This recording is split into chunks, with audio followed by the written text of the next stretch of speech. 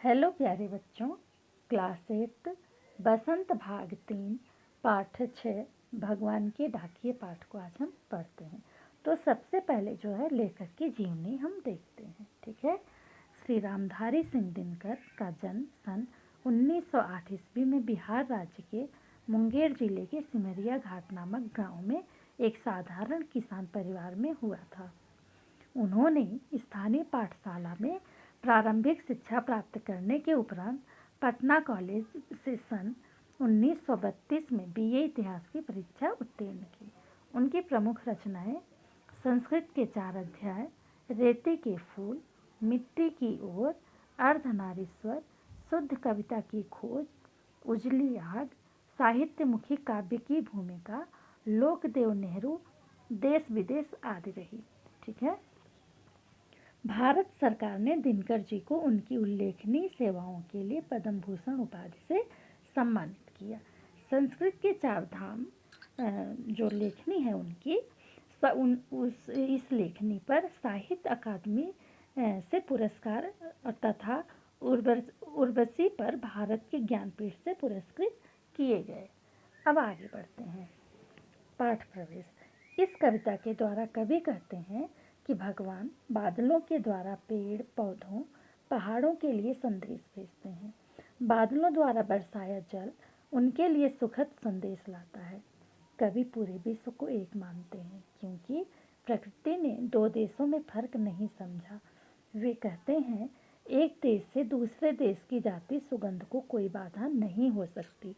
इस कविता की भाषा तत्सम तद्भव शब्दों से युक्त सरल भाषा है। अब कविता का संदेश।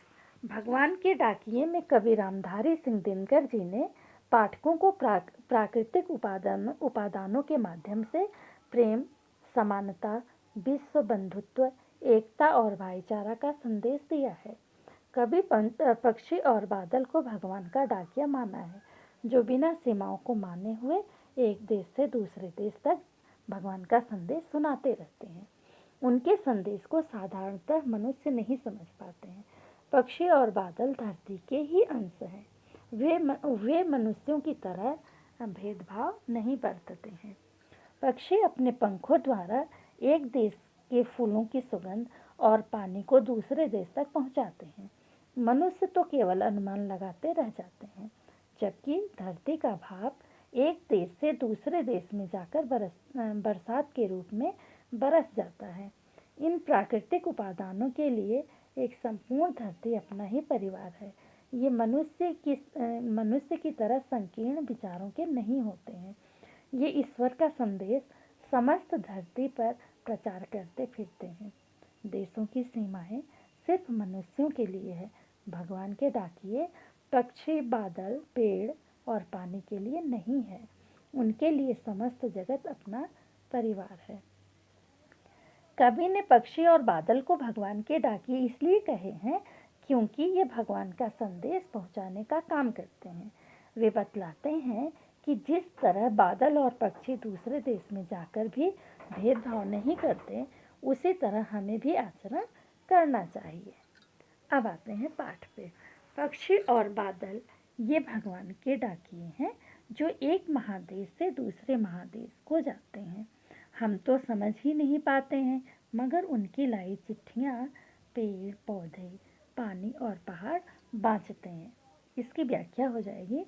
प्रस्तुत पंक्तियों में कवि दिनकर जी ने बताया है कि पक्षी और बादल भगवान के डाकिए हैं।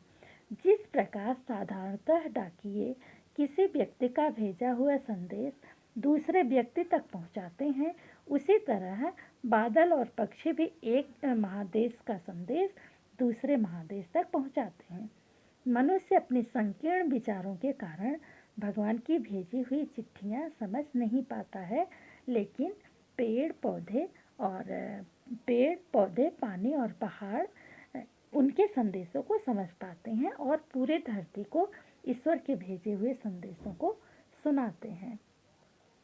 अगला है, हम तो केवल यह आंकते हैं कि एक देश की धरती दूसरे देश को सुगंध भेजती है और वह सौरभ हवा में तैरते हुए पक्षियों की पांखों पर तिरता है। और एक देश का भाव दूसरे देश में पानी बनकर गिरता है। इसकी व्याख्या हो जाएगी, कवि के अनुसार मनुष्य बहुत ही क्षुद्र प्रकृति का होता है और वह अपनी छोटी सीमाओं में रहकर काम करता है।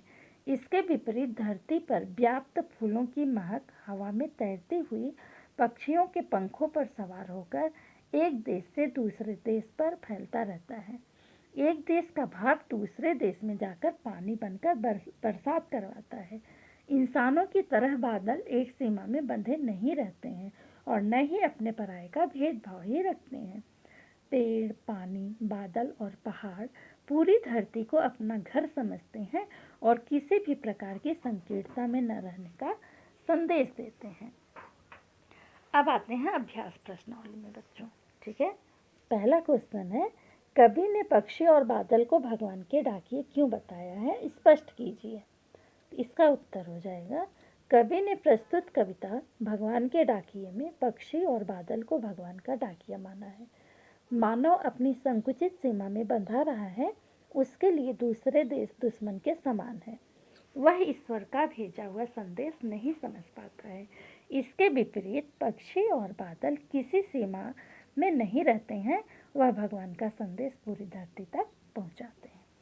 दूसरा प्रश्न है आपका, पक्षी और बादल द्वारा लाई गई चिट्ठियों को कौन कौन पढ़ पाते हैं, सोचकर लिखिए। तो इसका उत्तर हो जाएगा, पक्षी और बादल, पेड़, पानी आदि ही ईश्वर के भेजे संदेश को पढ़ पाते हैं। मनुष्य अपनी संकीर्णता के कारण इन संदेशों को समझ ही नहीं पाता है।